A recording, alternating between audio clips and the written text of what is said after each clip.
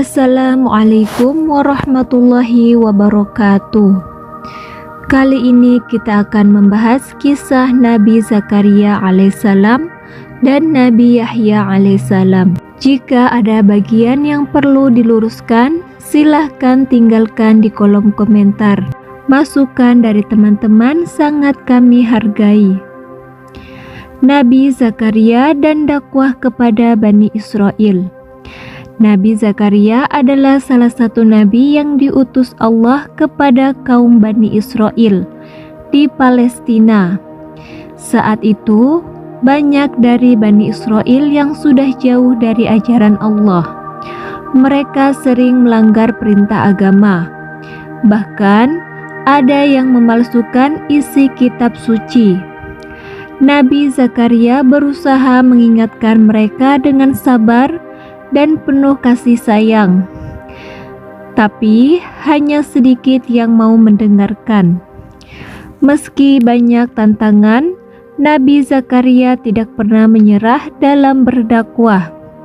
Ia mengajak kaumnya untuk kembali menyembah Allah, meninggalkan kesesatan, dan hidup sesuai petunjuk Tuhan. Namun seiring waktu, Nabi Zakaria mulai khawatir. Usianya sudah sangat tua dan ia belum memiliki anak yang bisa meneruskan perjuangannya dalam menyampaikan kebenaran. Kelahiran Maryam dan peran Nabi Zakaria. Di waktu yang hampir bersamaan, ada seorang wanita solehah bernama Hannah, istri dari Imron. Ia sangat merindukan anak dan ketika Allah memberinya kehamilan, ia bernazar, jika anaknya lahir, ia akan menyerahkannya untuk berkhidmat di Baitul Maqdis, tempat ibadah kaum Bani Israel. Namun, ternyata anak yang lahir adalah seorang perempuan, dan ia diberi nama Maryam. Hannah tetap menepati nazarnya dan menyerahkan Maryam agar diasuh oleh orang yang amanah dan dekat dengan Allah. Banyak orang soleh ingin mengasuh Maryam karena mereka tahu anak ini istimewa. Tapi Allah memilih Nabi Zakaria yang juga adalah paman Maryam dari jalur istri untuk menjadi pengasuhnya. Maryam dalam asuhan Nabi Zakaria. Nabi Zakaria merawat Maryam dengan penuh kasih sayang dan tanggung jawab. Ia membangun sebuah mihrab, tempat ibadah khusus di Baitul Maqdis sebagai tempat tinggal dan ibadah Maryam. Nabi Zakaria rutin mengunjungi Maryam, membawakan makanan dan menjaga keperluannya. Namun, suatu hari Nabi Zakaria sangat terkejut saat menemukan Maryam sudah memiliki makanan yang tidak ia bawa, bahkan di luar musimnya. Ia bertanya, "Dari mana engkau mendapatkan makanan ini?" Maryam menjawab, "Ini dari Allah. Sesungguhnya Allah memberi rezeki kepada siapa yang Dia kehendaki tanpa batas." Surah Ali Imran ayat 37. Jawaban Maryam ini sangat menyentuh hati Nabi Zakaria. Ia tersadar jika Allah bisa memberi makanan ajaib kepada Maryam, maka Allah pasti juga mampu memberinya anak, walau ia sudah tua dan istrinya mandul. Saat itu juga Nabi Zakaria langsung berdoa dengan sungguh-sungguh, "Ya Tuhanku, berilah aku keturunan yang baik dari sisi-Mu. Sesungguhnya Engkau Maha mendengar doa." Quran Surat Ali Imran ayat 38. Kabar gembira dari malaikat. Setelah Nabi Zakaria berdoa dengan sungguh-sungguh agar diberi keturunan, Allah langsung menjawab doanya dengan cara yang luar biasa. Malaikat datang kepadanya saat ia sedang berdiri sholat di mihrab, tempat ibadah. dan menyampaikan kabar gembira. Sesungguhnya Allah menggembirakanmu dengan kelahiran Yahya yang membenarkan kalimat dari Allah, yang menjadi pemimpin, menahan diri dari hawa nafsu, dan seorang nabi dari golongan orang-orang soleh. Quran Surat Ali Imran ayat 39. Mendengar kabar ini, Nabi Zakaria sempat terkejut. Ia merasa tak mungkin karena usianya sudah sangat tua. Istrinya, Ilyasya, dikenal mandul. Tapi Allah menjawab, demikianlah Allah berbuat apa yang Dia kehendaki. Quran Surat Ali Imran ayat 40. Tanda dari Allah tidak bisa berbicara selama 3 hari. Sebagai tanda bahwa kabar ini benar-benar akan terjadi, Allah memberi tanda khusus kepada Zakaria. Tandamu adalah bahwa kamu tidak dapat berbicara kepada manusia selama 3 hari, kecuali dengan isyarat. Quran Surat Maryam ayat 10-11 dan Ali Imran ayat 41. Jadi, meskipun tubuhnya sehat, lidah Nabi Zakaria tidak bisa bicara selama 3 hari 3 malam, kecuali dengan gerakan tangan atau tulisan. Namun, dalam waktu itu, Allah memerintahkan beliau untuk tetap berzikir, memuji Allah, dan memperbanyak doa, baik pagi maupun petang. Tak lama kemudian, istrinya, Ilyasya, benar-benar mengandung seorang anak, seperti yang dikabarkan malaikat. Anak itu adalah Nabi Yahya.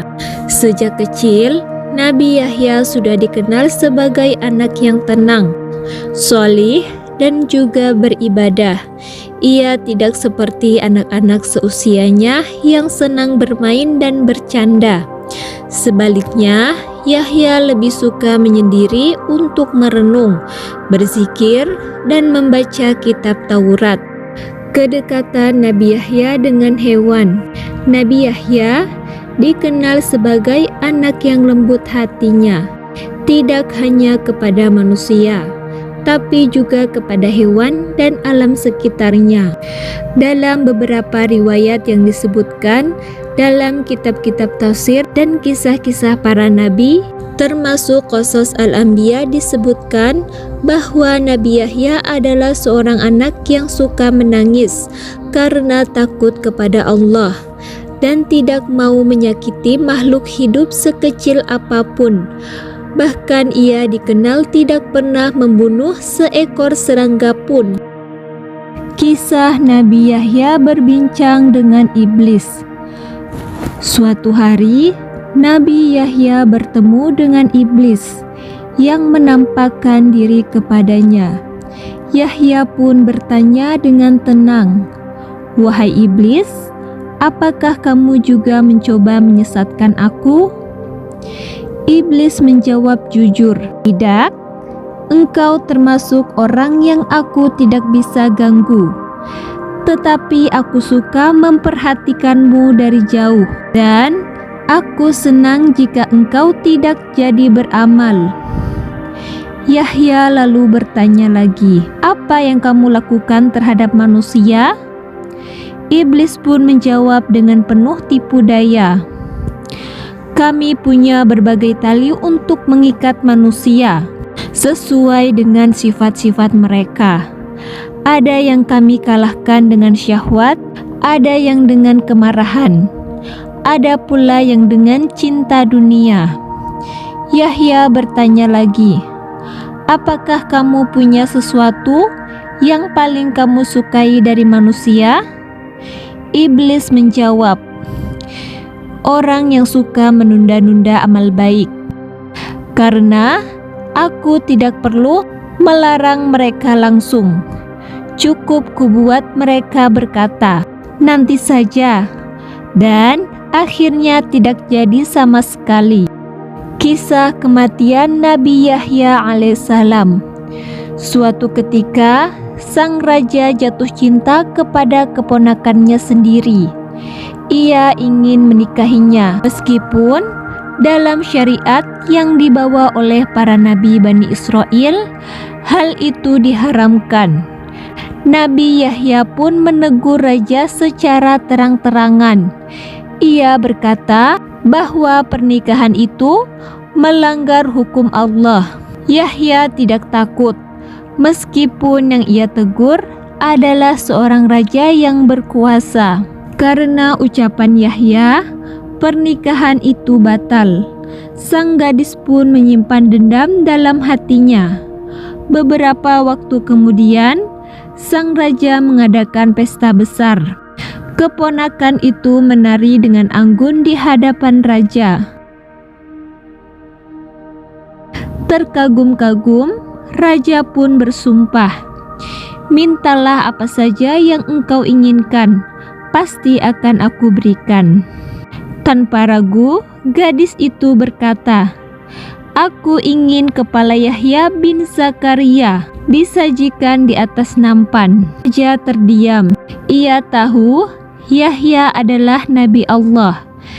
Tapi karena sumpah yang sudah diucapkan dan rasa cintanya yang membutakan hati, raja pun mengabulkan permintaan itu. Tak lama, Nabi Yahya dipenggal dan kepalanya dibawa kepada gadis itu di atas sebuah nampan.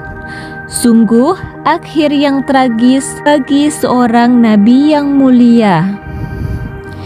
Kisah ini didukil dari Qasas Al-Anbiya karya Ibnu Katsir berdasarkan riwayat Bani Israel yang sering dijadikan pelajaran oleh para ulama. Kematian Nabi Zakaria alaihissalam dikisahkan setelah Nabi Yahya dibunuh oleh raja yang zalim. Kaum yang zalim juga mengejar Nabi Zakaria.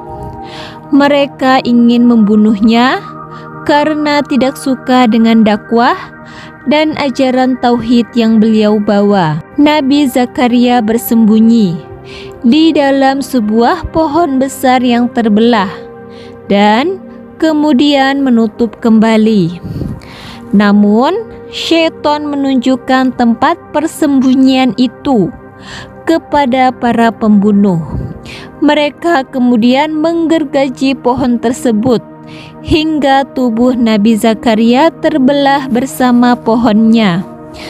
Kejadian ini tidak dijelaskan secara rinci dalam Al-Quran, tapi dijelaskan dalam beberapa kitab sejarah Islam seperti Qasas Al-Anbiya karya Ibnu Katsir dan juga dalam riwayat Israiliyat atau riwayat dari ahli kitab yang tidak bertentangan dengan syariat Islam. Demikian kisah Nabi Zakaria alaihissalam dan Nabi Yahya alaihissalam. Semoga kisah ini dapat menginspirasi kita semua. Wassalamualaikum warahmatullahi wabarakatuh.